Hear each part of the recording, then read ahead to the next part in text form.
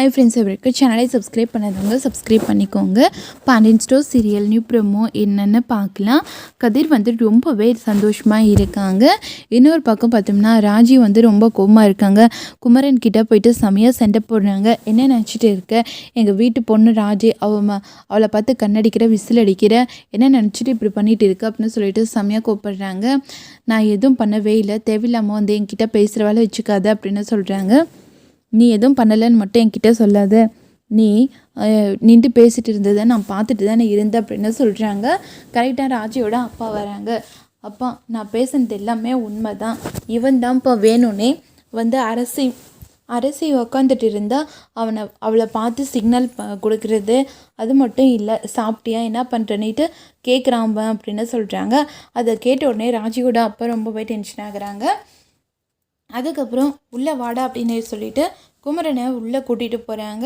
உள்ளே கூட்டிகிட்டு போன உடனே குமரனோட அப்பா வந்து பயங்கரமாக டென்ஷன் ஆகுறாங்க.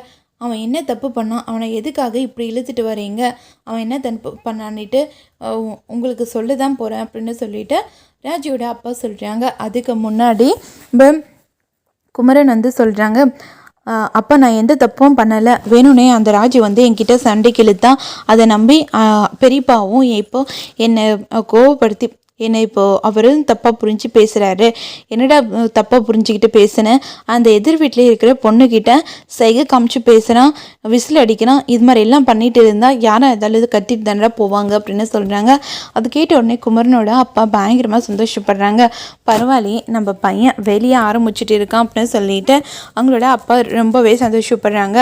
அது பார்த்த உடனே ராஜியோட அப்பா வந்து ரொம்பவே டென்ஷன் ஆகுறாங்க.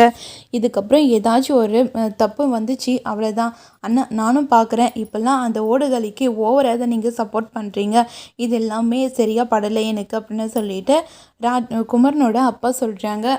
உடனே குமரனோட அம்மா வந்து, ஆமாம், உங்களுக்கு தான் வேறு வேலையே இல்லை, ஒழுங்காக எல்லோரும் அவங்கவுங்க ரூமுக்கு போங்க அப்படின்னு சொல்லிட்டு கத்தி விடுறாங்க. அப்போ தான் வந்து மயங்கி கீழே விடுறாங்க. அதை பார்த்தோன்னே எல்லோரும் ரொம்பவே பதட்டமாயிடுறாங்க. இதோட இந்த ப்ரோமோ முடியுது.